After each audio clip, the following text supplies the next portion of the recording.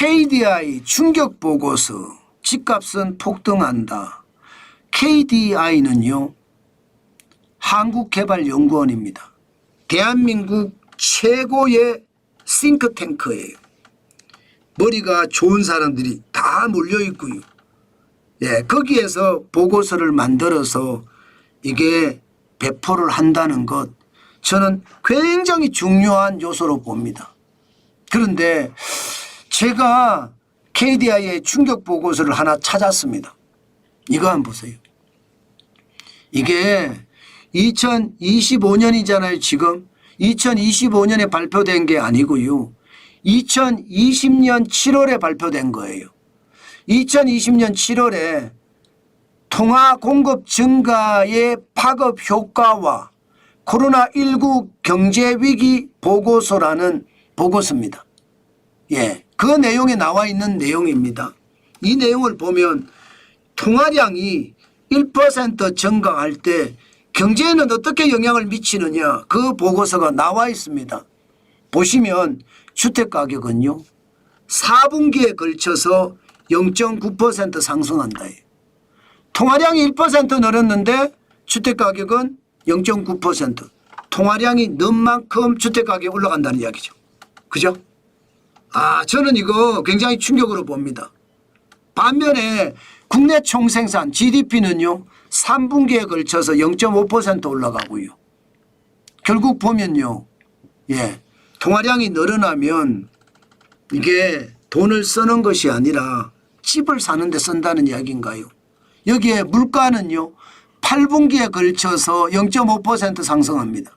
8분기면 2년이에요. 물론 주가는요 이 보고서에서는 통화 영향은 적다고 나옵니다. 주가는. 예, 저는 그렇게 생각하지 않지만 말입니다. 중요한 것은 주택가격이 얼마나 올라가느냐 저는 오늘 여기에 집중하려고 하거든요. 4분기에 걸쳐서 0.9% 올라간다고 하니까요. 지금 정부는 어떻게 하고 있나요 여러분? 지금 대출을 충격적으로 줄이고 있습니다. 최대 대출액은 6억 원으로 묶어버렸고요. 그리고 기존에 집 한 채나 두 채가 있는 사람은 대출 안 해줍니다. 안 해줍니다. 게다가 대출을 한다고 하더라도요. 온라인 대출 다 끊었습니다. 온라인 대출. 비대면 대출은 안 된다. 예, 여기에 현장 가서 대출을 받아야 되는데 아마 현장 은행 가서 대출을 받으면 대출이 쉬울까요? 이것도 쉽지 않습니다. 정부가 대출 총액을 제한하고 있기 때문에 대출이 어려워요. 결국 말입니다. 결국 이재명 정부는요. 집값을 잡는다는 이유로 수요 억제 정책을 발표한 겁니다. 그러면서 본인들은요. 돈을 뿌리고 있어요. 돈을 굉장히 많이 뿌려요. 보시는 것처럼 역대 추경을 보면요. 이재명 정부 30조 5천억 원입니다. 윤석열 정부의 이 대행체제 때죠. 최상목 경제부총리가 대행할 때 13조 8천억 원. 이 두 개를 더하면 44조 3천억 원입니다. 44조 3천억 원이면 굉장히 많이 뿌렸잖아요. 돈을요. 그죠? 진짜로 많이 뿌렸습니다. 44조 3천억 원이다. 그러면 통화량으로 봐서는요. 1% 가까이가 되는 거죠. 지금 통화량을 보면 2025년 4월에 4,200이에요. 35조 8천억 원. 4,235조 8천억 원이니까 1% 가까이 뿌렸죠. 1%를 뿌리면 여러분 집값은 0.9% 올라간다고 했습니다. 이게 여러분 4월 기준이에요. 게다가 지금 1%를 뿌리는 것은 앞으로 뿌릴 예정이고요. 그러면 여러분 집값은 계속 올라간다는 얘기가 되는 건가요? 맞습니다. 집값은 계속 올라간다는 얘기가 되는 거예요. 돈을 계속 뿌리니까. 제가 봐서는 실제 집값하고 통화량을 비교를 해보면요. 돈을 뿌릴 때 집값이 계속 올라갔습니다. 실제로도 보면 돈을 뿌릴 때. 그만큼 말입니다. 돈 뿌리면 통화량이 올라간다는 거 저는 여실히 드러난다 이렇게 생각을 합니다. 여러분 실제 서울 아파트 매매가 변동률을 보면 2025년 6월 23일 0.43% 벌써 올라갔습니다.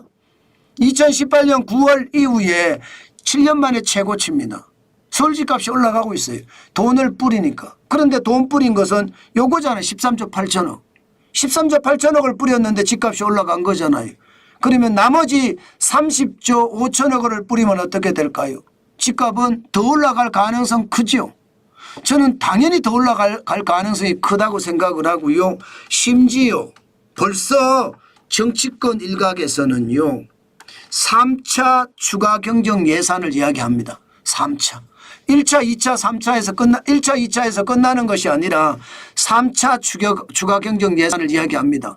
그렇게 되면 여러분 집값은요. 계속 올라갈 수밖에 없어요. 마치 문재인 정부의 재판이 될 가능성 저는 굉장히 높다고 보는 겁니다. 문재인 정부 때 집값 올라간 걸 보세요. 2018년에 18.01% 올라갔잖아요. 2018년 통화량은 얼마나 늘었을까요? 2018년으로 가보면 통화량도 적잖이 늘었습니다. 그러면 2019년은 10.9%, 2020년은 22.46% 늘었잖아요. 22.46% 서울 아파트 값이. 자, 2021년 11.7%로 돈을 뿌리니까 이게 1년 안에 올라간다고 했잖아요. 1년 안에 4분기 안에 0.9% 올라간다고 했잖아요. 그러니까 2022년에 지금 집값이 22.46%가 올라간 거예요. 돈 뿌리면 통화량이 비례해서 집값이 올라간다는 게 틀린 말이 아닙니다. 그만큼 말입니다. 통화량이 늘어나면 2021년 11.7%가 늘어나면 분명히 2022년 집값은 많이 올랐습니다. 그만큼 말입니다. 집값이 2020년 12.24%가 올랐잖아요. 그만큼 여러분 집값의 상황은 지금 통화량에 비례한다. 결국 말입니다. KDI의 보고서는요. 통화량을 늘리면 늘릴수록 집값은 올라간다. 이렇게 이야기하고 있습니다. 당장 말입니다. 대출 규제를 했으니까 당분간은 정중동하겠죠.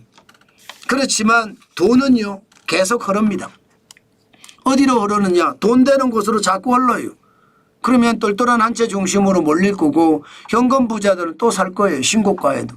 그러면 집값은 똘똘한 한 채 중심으로 돈이 흘러가서 현금 부자들이 집값을 올리는 겁니다. 그러면 자연스럽게 다른 집값도 올라갑니다. 다른 집값도. 그게 아마 충격적인 상황으로 저는 충분히 발전할 수 있다고 봅니다. 제가 올 초부터 말입니다. 윤석열 대통령의 비상계엄 후에 이게 민주당으로 권력이 넘어가면 집값은 폭등한다고 제가 계속 말씀을 드렸습니다. 아마 시장에서도 그렇게 집값이 올라가는 것으로 나타났습니다. 실제로 올라갔잖아요. 2025년 1월 6일 0.0%, 2025년 2월 3일 0.02% 계속 올라가잖아요. 제가 올라간다고 말씀을 드린 대로 가는 거예요. 제 예측이 저는 지표를 가지고 이야기를 하기 때문에 지표가 잘 안 틀립니다. 그렇게 생각을 하면 대한민국의 집가 대출 규제 가지고는 안 될 거예요. 아마 앞으로 공급 대책이 나오겠죠. 공급 대책이 나오지만 공급 대책이 늦어지면 늦어질수록 집값은 더 많이 올라가지 않을까. 저는 그렇게 예상을 해봅니다. 분명히 또 정부가 똥꼬집을 부리면서 시장에서 완전히 상반된 정책들이 또 올라올 수 있으니까 시장 한 번씩 보시고 시장에 대응하는 거 잊지 말았으면 좋겠습니다. 아마 당분간 집값은 안 오른다 이야기할 수 있을 겁니다. 그렇지만 당분간입니다. 앞으로 또 어떻게 될지 두고 보시자고요. 통화량이 늘어나면 집값은 오른다고 했으니까 거기에 방점을 두고 생각을 해보면 좋지 않나. 저는 오늘 그런 말씀 여러분에게 드리겠습니다.